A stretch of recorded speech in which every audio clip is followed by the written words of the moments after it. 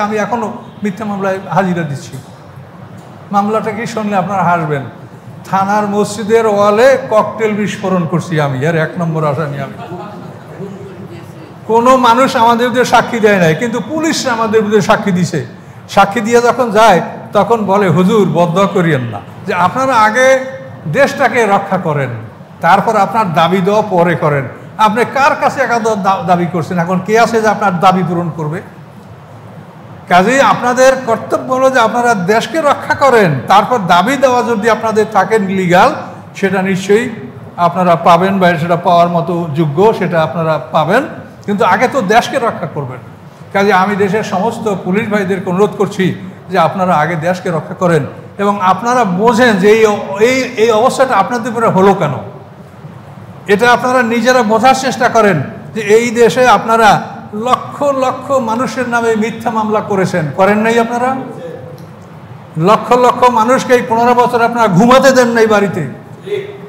এত বড় অন্যায় আপনারা করেছেন, সেটা আপনাদের মনে পড়ে না যে এটা আপনারা করেছেন?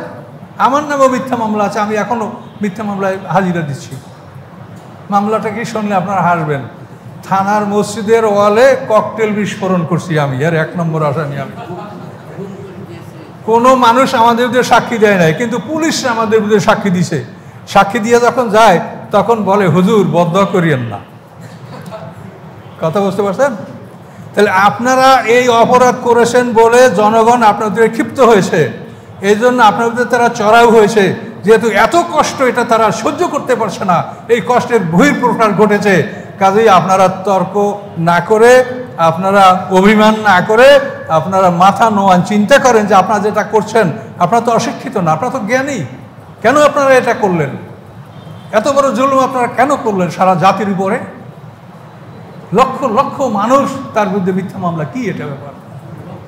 কাজে এই জন্য আপনাদেরকে বলছি, যা করছেন আল্লাহর কাছে তওবা করেন, আর যাদের উপর জুলুম করছেন সম্ভব হলে তাদের কাছ থেকে মাপ নিয়ে নেন, তাহলে আপনাদের ভালো হবে পরকালের জন্য। আর যদি না পারেন তো আল্লাহর কাছে ক্ষমা চান, আর ভবিষ্যতে ভালো হয়ে যান। এখন কাজে যোগদান করেন, দেশকে বাঁচান, তারপর আপনাদের দাবি দেওয়া ন্যায়সঙ্গত, সেটা অবশ্যই হয়তো এরা পূরণ করতে পারবে।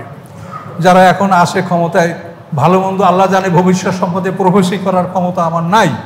আমরা এতটুকু বলতে পারি যে এরা একটা ভালো প্রত্যাশা নিয়েই তারা এই বসেছে এই কাজ করার জন্য। কাজেই সবাই দোয়া করেন তারা যেন ভালো করতে পারে, কোনো ষড়যন্ত্রের শিকার তারা না হয়, তাদেরকে যেন আল্লাহ হেফাজত করে, তাদের লক্ষ্য যেন তারা, তাদের গোল এবং লক্ষ্যে যেন উপনীত হতে পারে, জন্য আল্লাহর কাছে বলেন।